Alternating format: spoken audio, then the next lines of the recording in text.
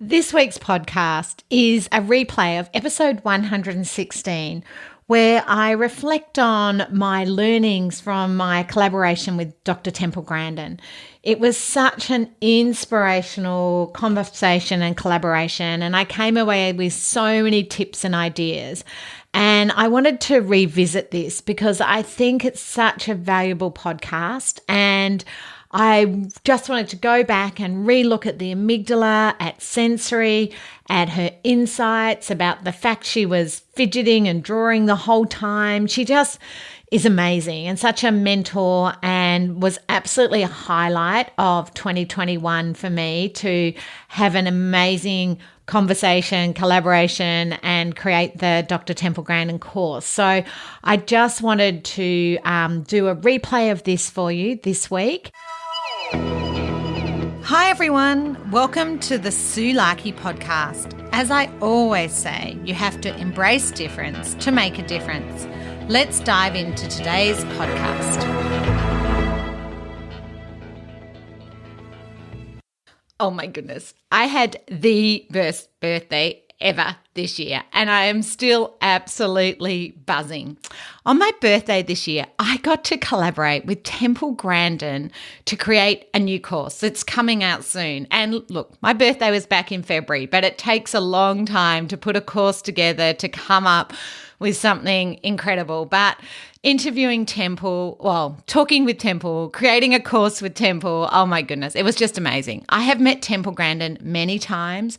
I have, when I've been to America, I've always met with her colleagues and her publishers, and I guess you'd call me a fangirl. And she was absolutely instrumental in me writing my master's on using visuals for children with autism spectrum. Now, some of you are going, Sue, using visuals, what's the big deal?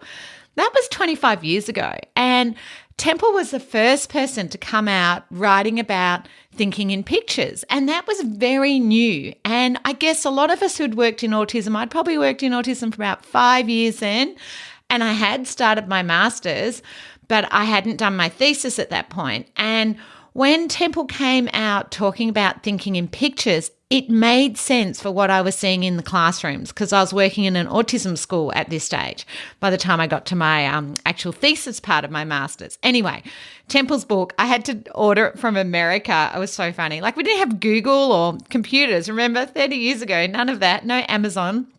It took 2 months for the book to arrive, during which time I'd sort of been trying to find journal articles and so many things. But Temple's book, I must have read like 10 times when it arrived, because many of you would have heard me say, I would love to climb in a child's head and just have a quick look around.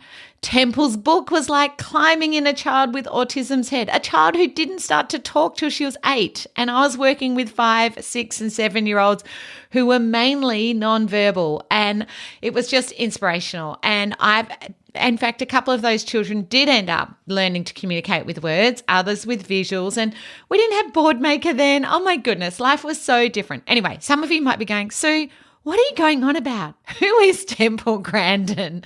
So let me tell you, before I go on too much about Temple, let me tell you. So she's actually, if you ask Temple, who are you? She would go, I'm a college professor, which she is. She was considered one of Time's most influential people in the world, not for her autism, but her design of cattle abattoirs for humane handling of cattle and sheep. And in fact, McDonald's, Hungry Jack's, all those big brands, Burger King, will not have meat unless it's come from one of Temple's facilities. I mean, it's amazing. She is so inspirational. Some of you might have seen the telemovie of her, which won like Golden Globes and Emmy Awards, and it is just called Temple Grandin. And I rewatch that movie all the time. If you haven't seen it, it sort of has been on Amazon Prime and a few things, but I do have the DVDs on my website because I would love every one of you to put that on your must-watch list. If you're a watcher, watch that. If you're a reader, read her Thinking in Pictures. So Thinking in Pictures was her first book. I think it's up to like the 5th edition, and I own every edition because Every time she puts a little new bit in, I reread.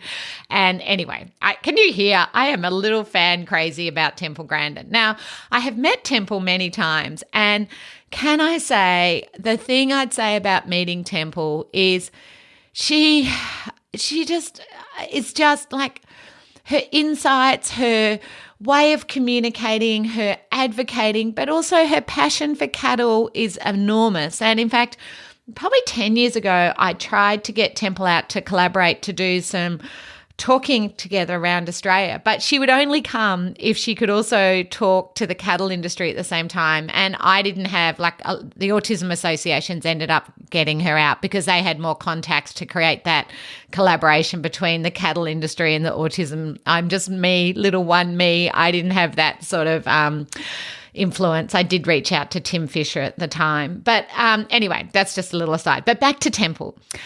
Her books, her movie, she's just amazing. And, we need to put in perspective. Her parents told her to institutionalize her. In the 1950s, it was unusual for a nonverbal child to stay at home and be educated. She was probably one of the first people we know who was educated with autism, but also shared how that education influenced her. Now, what else was I going to say before? Her book, Thinking in Pictures, boom, just amazing. And my master's, I researched a lot of the things she said as well as other people and worked out the importance of visuals. But Temple is far more than just about visuals. That was just her first book. Her TED Talk talks about the 3 different styles of teaching, which is from the book The Way I See It. And her TED Talk has had over 6 million views and still counting. Last time I checked back in February, it was 5 million. So it's had another 1 million views since then. It's just bizarre. It's amazing and it's so exciting, and highly recommend you, if you haven't, you watch that. But why I'm excited to collaborate with Temple is she talks about so many things. She talks about stretching children. She talks about helping them be more creative, about helping children, overcome fears and anxiety. But when I was collaborating with Temple for this course, the thing she said that really resonated with me and just reminded me, she said 80% of masking is sensory, not social. Now, I find that about Temple. Temple always makes me question my own thinking, makes me explore my own working with children and young people. It makes me think, is masking about social or sensory? What is it? And that's what it might be for Temple. Remember, every child is different, and that's why she went on to write about the 3 different types of thinking. But I'm like, wow. And then she said, when I was collaborating with her, how can you socialize if the environment is hurting you from a sensory standpoint? And I'm like, oh my goodness, that makes so much sense. Some of my kids are great at socializing when there's just a small number of children, but in a busy playground, in an open plan classroom, there's social changes. So I'd love you to observe, does this child's social change depending how many people are in the room?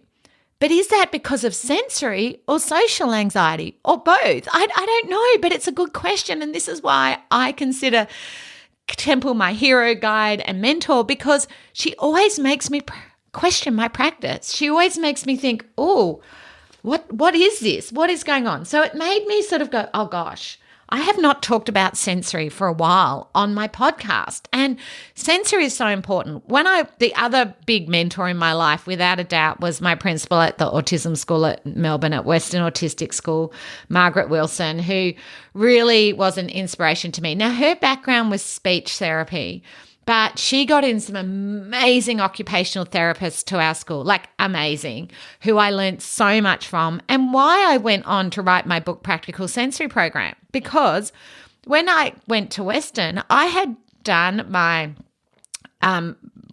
teaching. I'd done most of my master's in special education, and I hadn't done anything on sensory, nothing on sensory.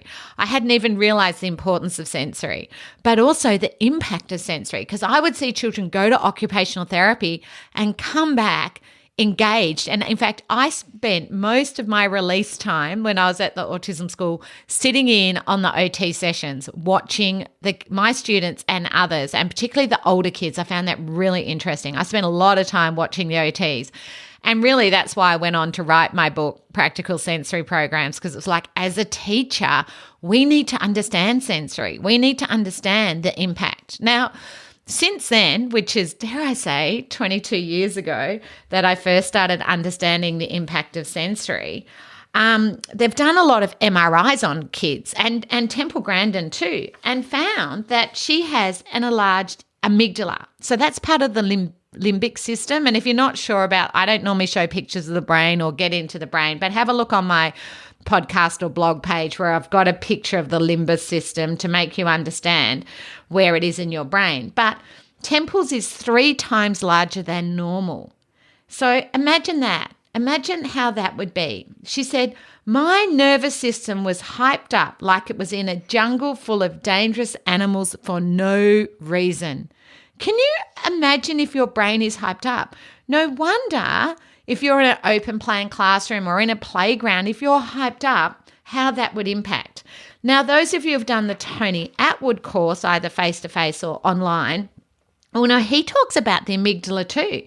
And he talks about it's the part of the brain that's responsible for emotions, survival instinct, and memory. So isn't that interesting? Because in the course Temple and I have created, she talks a lot about working memory. In fact, another thing she questioned me on is I think it's executive functioning. She thinks it's all working memory and multitasking. So anyway, I'll probably do another podcast on that. My brain is like still, I'm just so excited about what Temple and I have put together in this course. I just can't wait for you guys to see it. I go through phases when I create a course where I'm like, oh, this isn't helpful. Honestly, every time I watch one of these modules back, I'm like, this is so good. Like everything Temple says, it just blows my mind. Anyway, back to Tony. Sorry, I'm probably going to have to calm down my excitement. Anyway, in his workshops, Tony talks about how studies have found that many children have enlarged amygdalas, and he believes that's why we see children not being able to regulate behaviour, unusual reaction to pain and more. So remember, the pain's part of that sensory. And I've seen that where children don't cry when they're hurt, but yet when there's a noise, can cry in pain. But he also talks about what Temple talked about, that the Temple's responsible for that detection of detecting threat, and therefore often creates anxiety in our kids because they're detecting threat that's different to what we're connecting. And those of you who've done my course, I talk about that sensory being exactly like a sensory meltdown being like your phobias. And I think that's really important to understand, because if there's a spider, snake or cockroach or whatever you're scared of, you're in a heightened state. You know, if there's a mouse with the mouse plague in New South Wales at the moment, you're in a heightened state.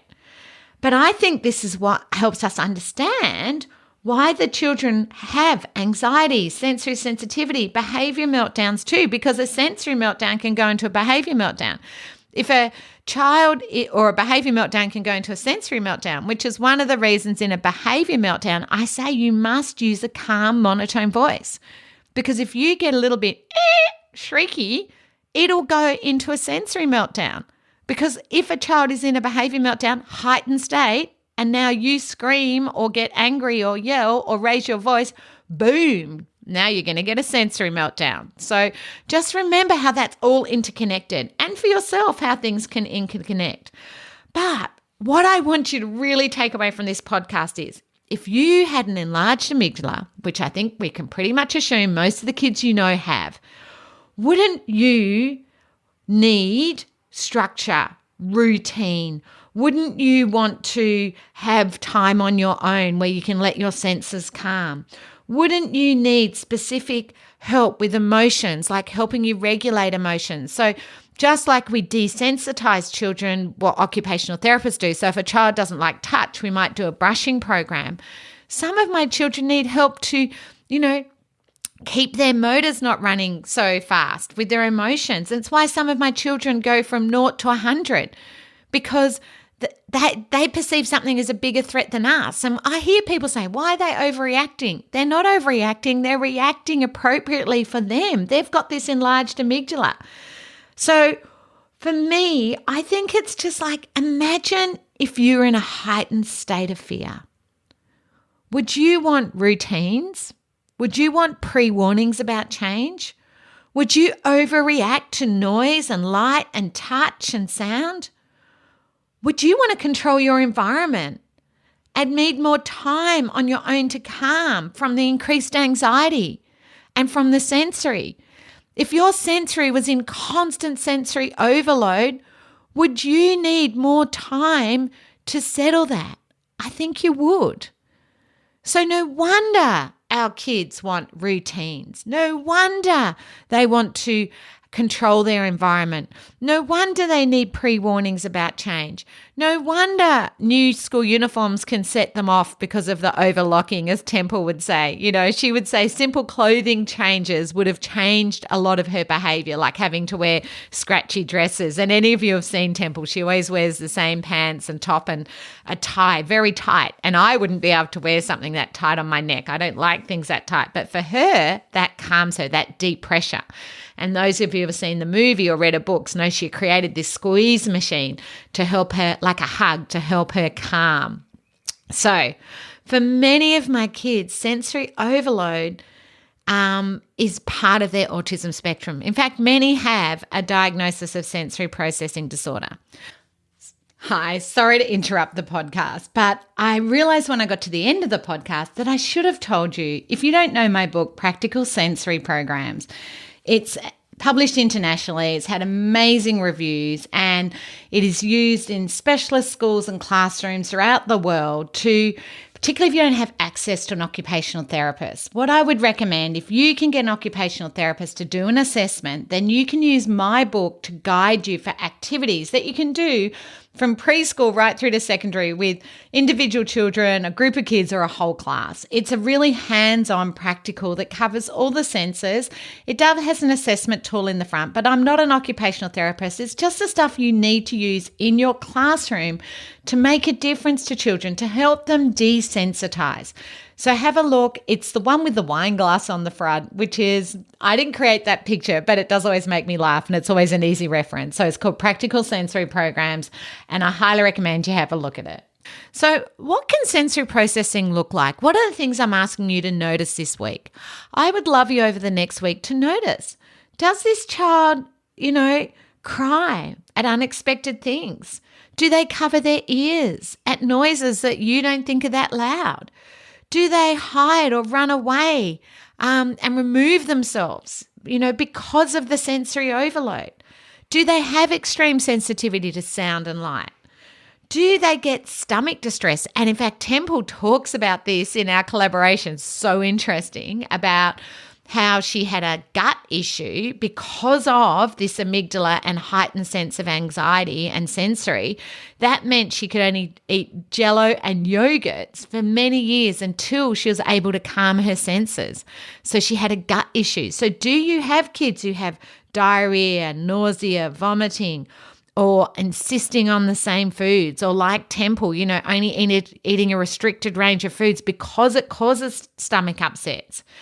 Do you have kids who get sweat and flustered, or change of their face, like the redness? At times other children aren't getting that. And do they get agitated or angry at the smallest things, the smallest change? Do they need to repeat words or actions to help themselves regulate?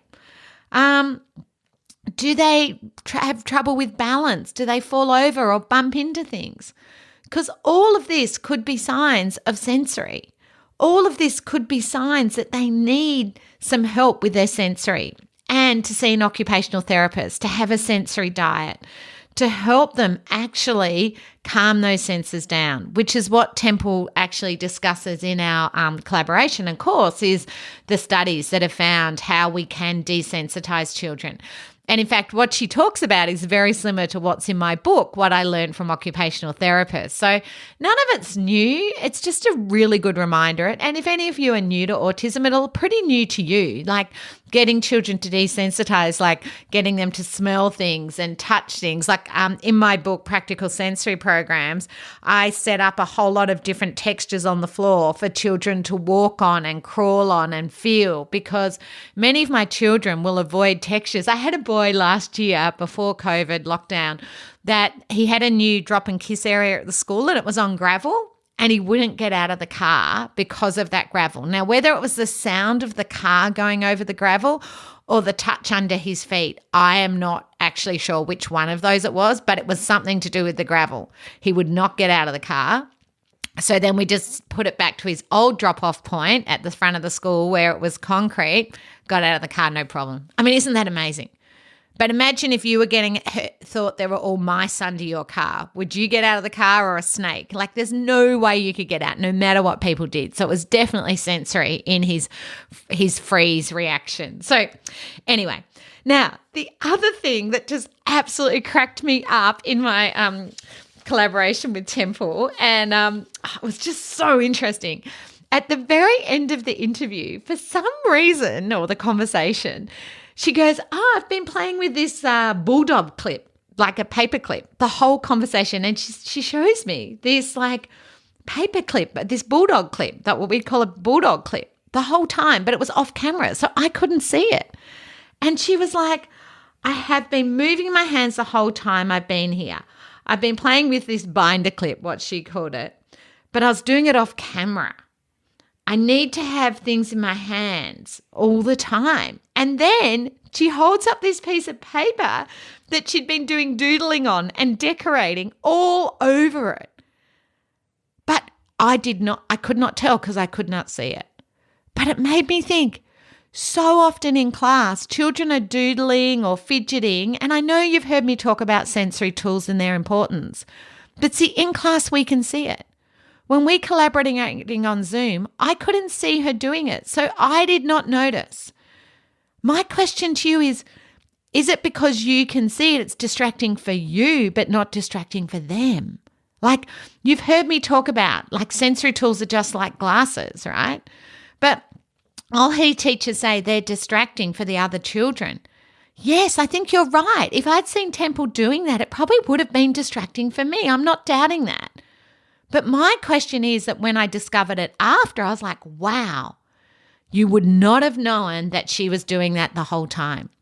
So it was such a good reminder, the importance of sensory tools, and that she could sit for longer, because it was like a 3-hour Zoom collaboration and conversation, and oh my goodness. But you know what? It wasn't distracting to our outcome.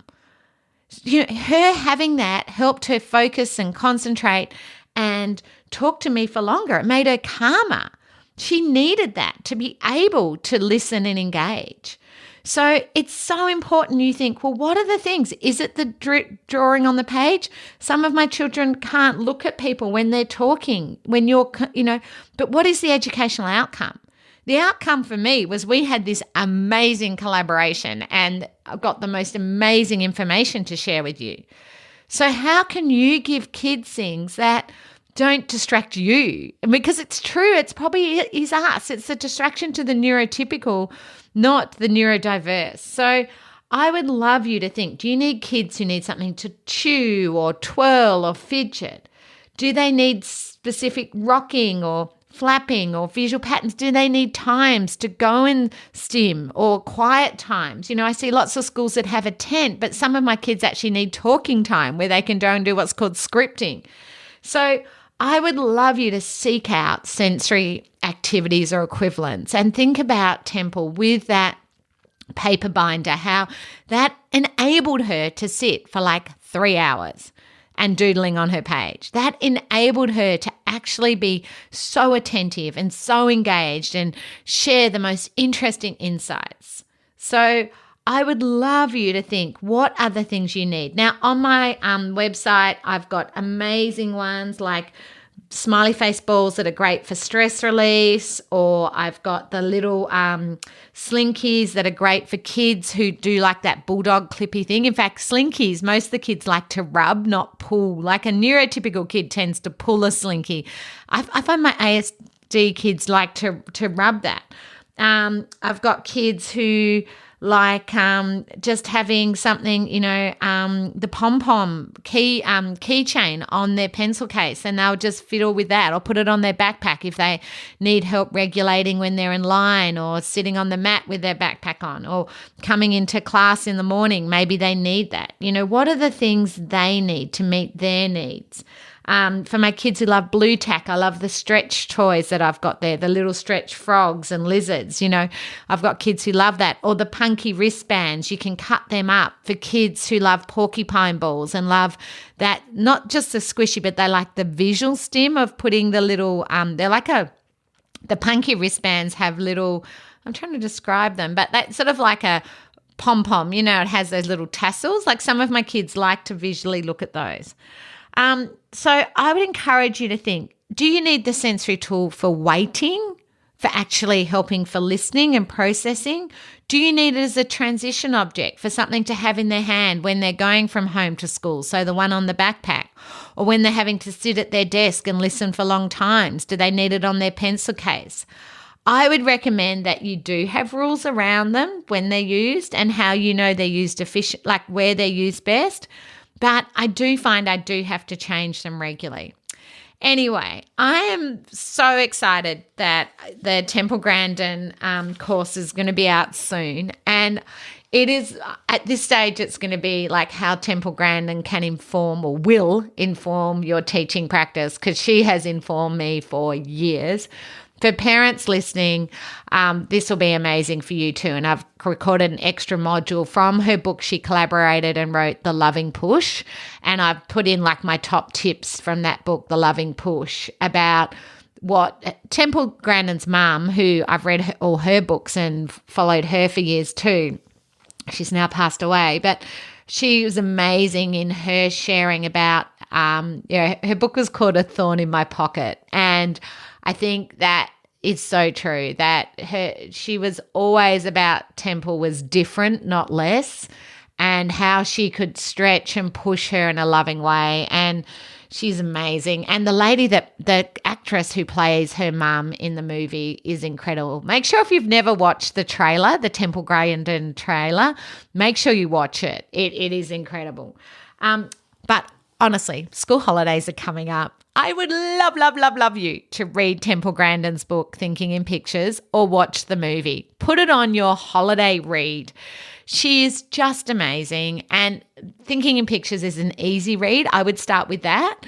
If you wanted a sort of a deeper, more complex read The Way I See It. If you're in an autism or specialist classroom, I highly recommend The Way I See It, because it goes into the different ways of thinking. Parents, I highly recommend for you The Loving Push. It's an amazing book. These are all on my website. I'll make sure I reference them at the bottom. The movie is PG, and I highly recommend if you get all your kids to watch it. My 3 kids love that movie, and we rewatched it as a family before the Temple Grandin collaboration. And my kids love it. We all cry every time we watch it. It's the most amazing movie. Have your tissues out. So, look, I must say, best birthday ever to get to collaborate with Temple.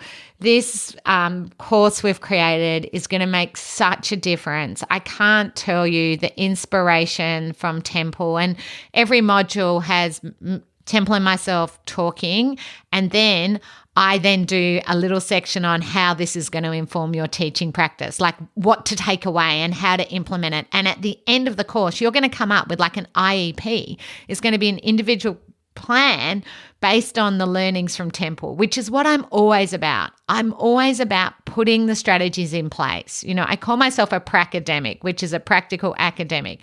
And the other thing I'd love to say was when I interviewed and talked with Temple, that so many things she said, I'm like, was it because Temple told me that I'd do it, or do I do it and then Temple reinforced it? It's like a chicken and egg for me. There were so many things she said. I'm like, did I hear that first from Temple, or did I start doing it and then I heard it from Temple and that reinforced my practice? So a lot of the things that Temple talks about, you've probably worked out. You've probably worked out, oh, this is what works for this kid. But what Temple does is make you go, oh, that is why I do it. That is such a good reminder why I should be doing it and why I've forgotten. A bit like this sensory. It's like, oh, I haven't talked about the amygdala for ages. I haven't done a podcast on that. I haven't talked to you about how would it feel to be in a heightened state. No wonder these kids want control and react and interact the way they do. So please don't forget to just go back and ask yourself that question that has been resonating in my mind since I spoke to Temple. 80% of masking is sensory, not social.